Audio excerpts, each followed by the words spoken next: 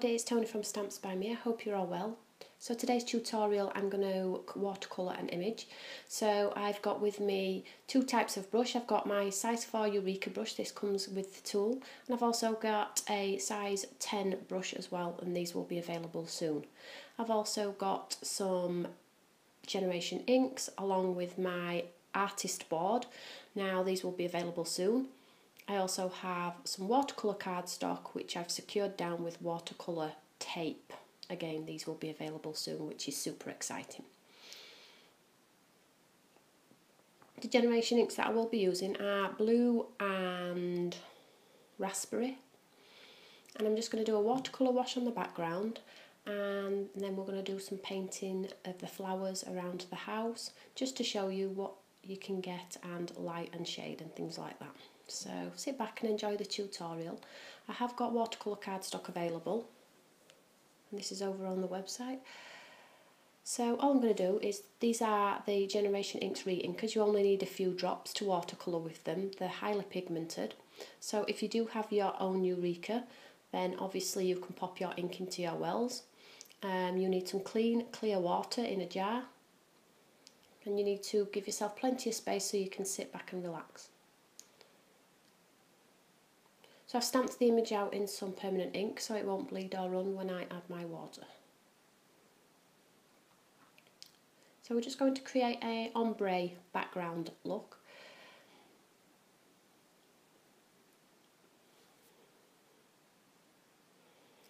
So clean water on my brush, and I'm just going to do some wet on wet. So I'm just going to cover the half of the image with water.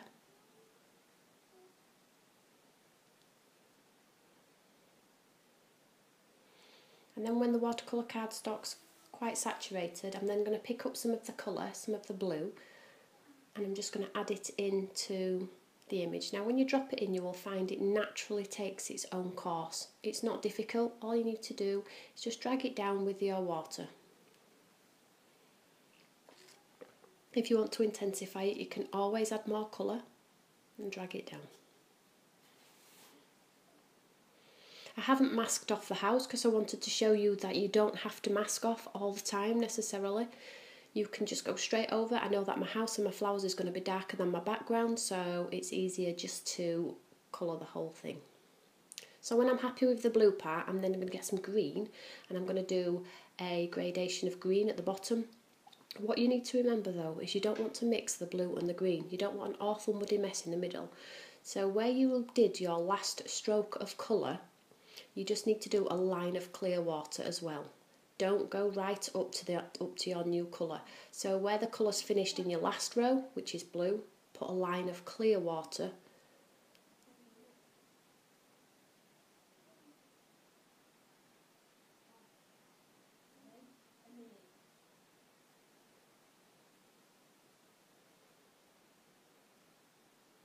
So as you can see, I haven't gone right up to the blue line. The water will naturally carry it.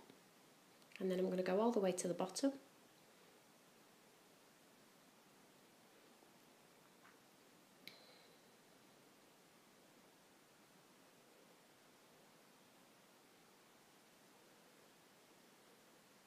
So as you can see, the paint's just naturally fallen, and it's already gone from a little bit of dark sky to a light sky and then to a green. And as you can see there, I just took some clear water and ran it between the green and the blue, as I didn't want to get an awful bleed.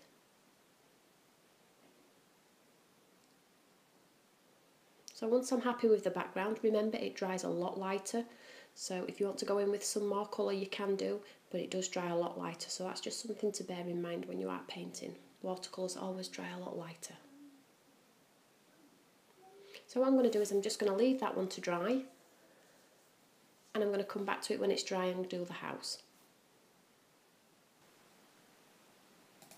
So now that my house is dry, I can move on to the next area. If I was to try and paint while the background was wet, it would just look horrid and all just bleed into one. So you just need to have a bit of patience. If you don't want to let it air dry, you can always blast it off with the heat gun. So I'm going to use my size 4 brush, which comes with the Eureka. You can also buy these as individuals. You don't have to have the tool to have this brush. And I've got some more clean clear water, and I'm going to do the flowers in a pinky colour. And what I'm going to do is I'm just going to do a light wash all over all of the flowers in pink, and then we will add some light and shade when it's dry. So a couple of drops into one of my wells. This is the fuchsia colour I'm using.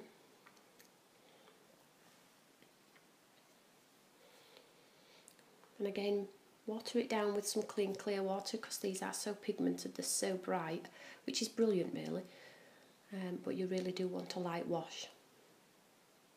So I'm just going to colour this flower first so you can see the shade of pink that you actually get. And this is a light wash of pink I'm doing on here. It is actually quite bright, however the camera isn't doing it any justice. So what I'm just going to do is I'm just going to drop a little bit more colour in there for you just to see.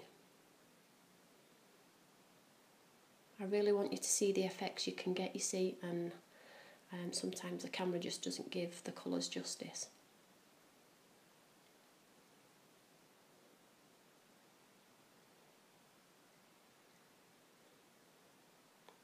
So all you do is just colour each individual petal, just enjoy it. Don't rush it, just enjoy it.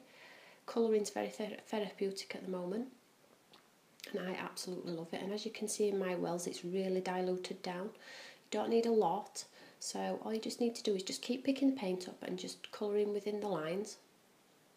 And what I'm going to do is, like I said earlier, I'm just going to do a light wash of pink all over, and then I'm going to let that air dry. I always find images look better when they're left to air dry. We always get giddy kippers and want to rush and blast things off with our gun. I do it more often than not myself, but the results you will see are much better if you leave things to air dry naturally.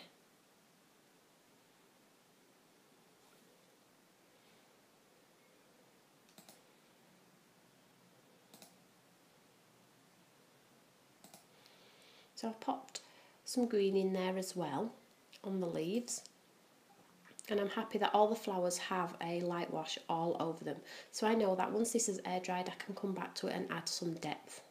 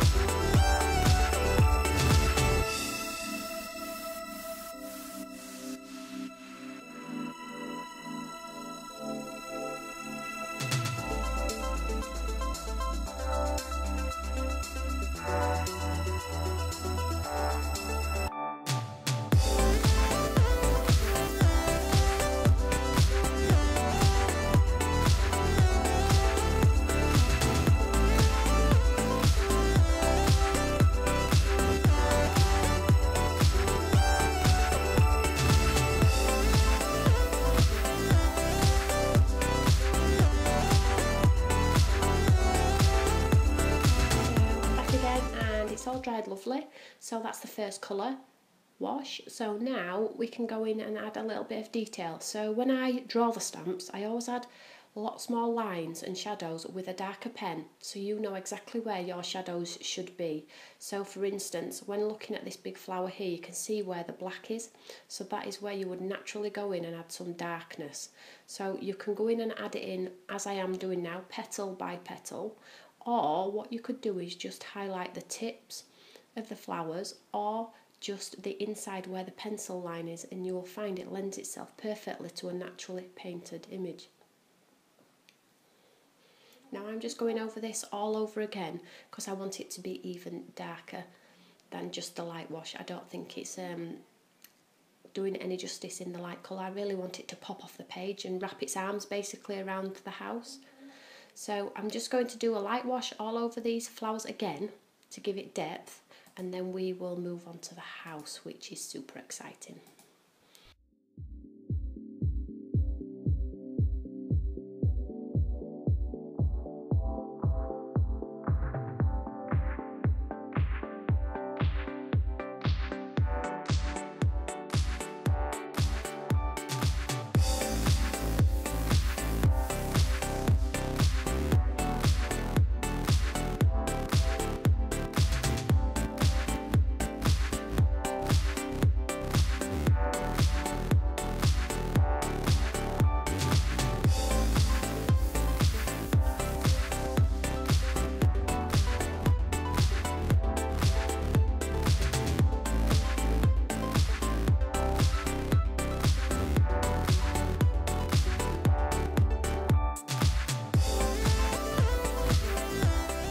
So moving on to the house, I'm going to use some brown for this one, and I'm going to dilute it right down. I'm just going to do a wash all over the house.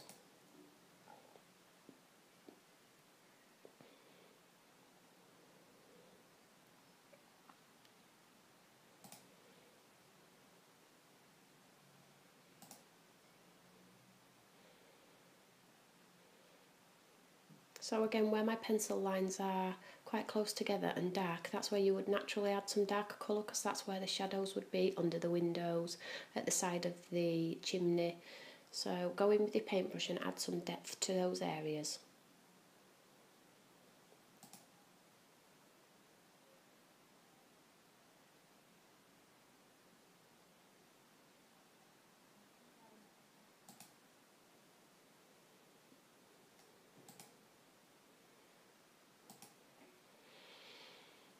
And then once I'm happy the house is to a okay level and it's got a wash all over it and a little bit of shading, again I'm going to leave it to naturally dry again.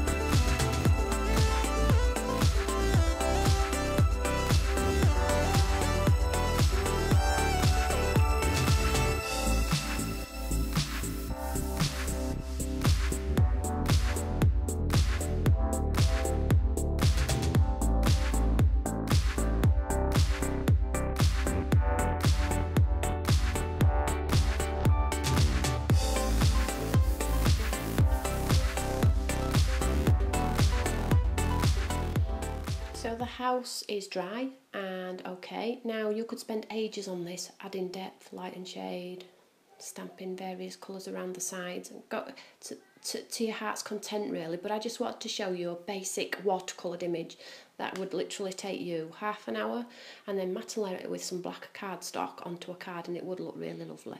So I just remove the masking tape.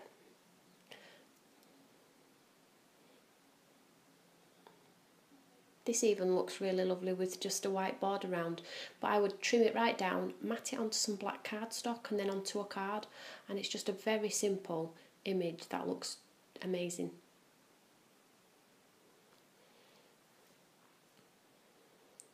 And there we go. You could really go to town with this. I hope you've liked the tutorial. If you do get the stamp, give it a go. It is simply amazing. Have a great day, everybody. Bye bye.